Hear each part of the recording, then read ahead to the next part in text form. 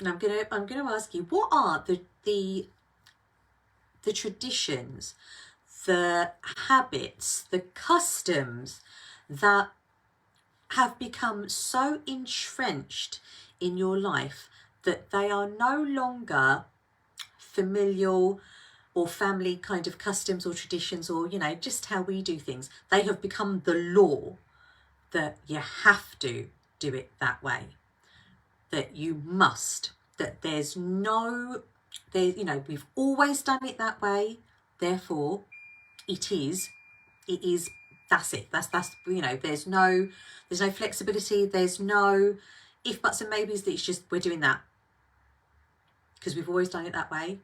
It's what people expect. And it's not even that they have the thought of, well, we've always done it this way. There isn't a thought to do it any differently. It's like no one gets up and thinks, oh, I'm going to change my walk today. I think I might try something a bit new. You don't. You just walk, don't you? You just walk along. No one thinks, oh, I might change it up.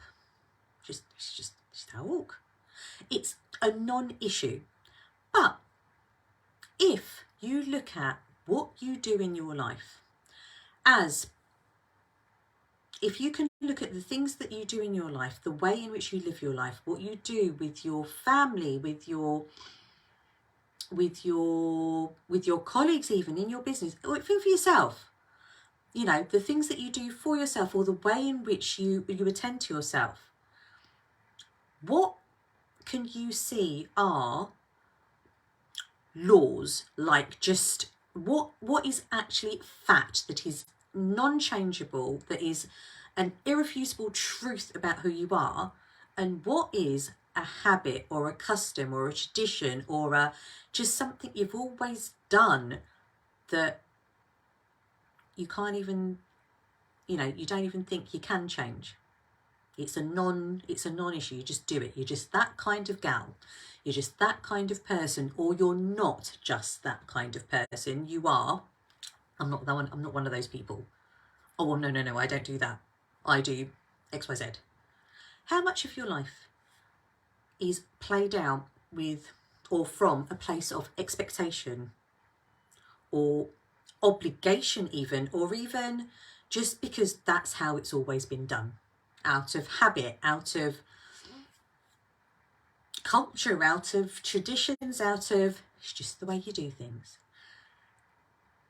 And once you've reflected on that, I'd love to know, are you surprised?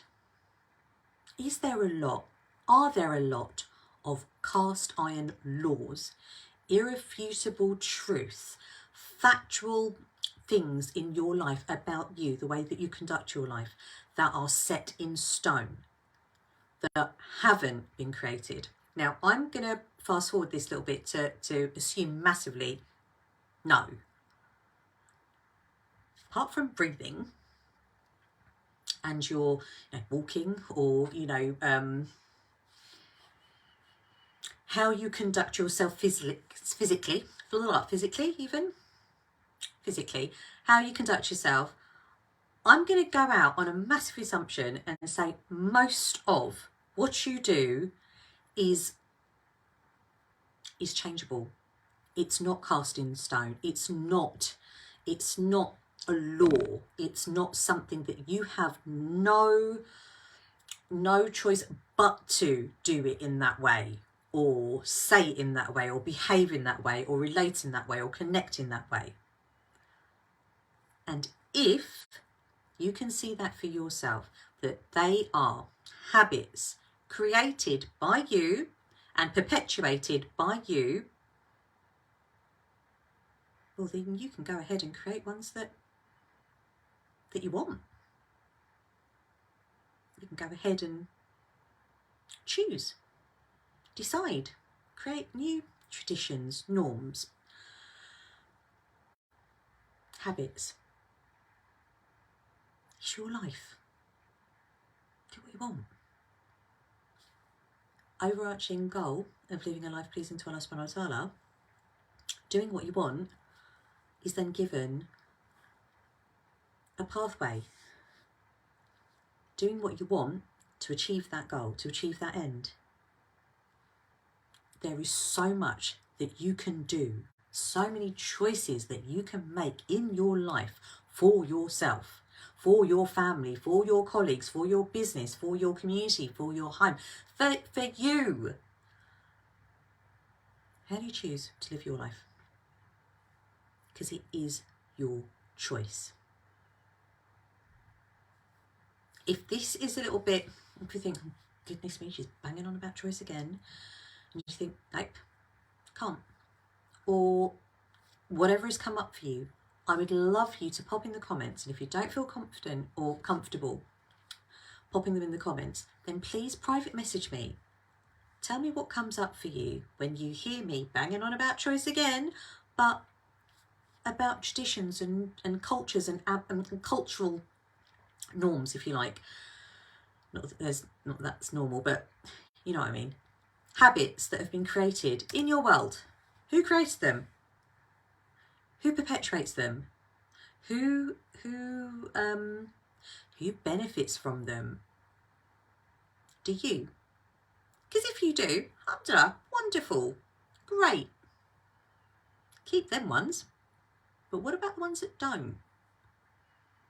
What about the ones that don't serve you?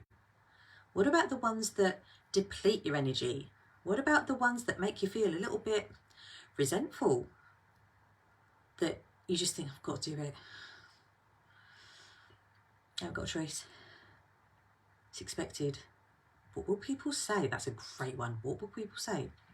What will people say? What do you think they'll say? But that is a whole other topic. But I'd love you to reflect upon, in your life, what is cast in stone? What is a hard, fast rule? And what is a habit or a custom or a tradition that has been created, either by yourself or by those around you? And are they serving you? I know that's more questions than I originally asked, but you know me, I'm a nosy Parker. If you didn't catch it the first time around, my name is Farah Halabi. I'm a professional Muslimah life coach, and I'd love to know what you think on the question that I've asked. You might have to rewind this and go back, because I think this has been a long live, but I look forward to hearing what you have to say. And if what has come up for you is a little bit awkward, a little bit uncomfortable to even comprehend, and you're screaming thinking, just don't want to talk about it, don't want to feel about it, don't want to think about it, then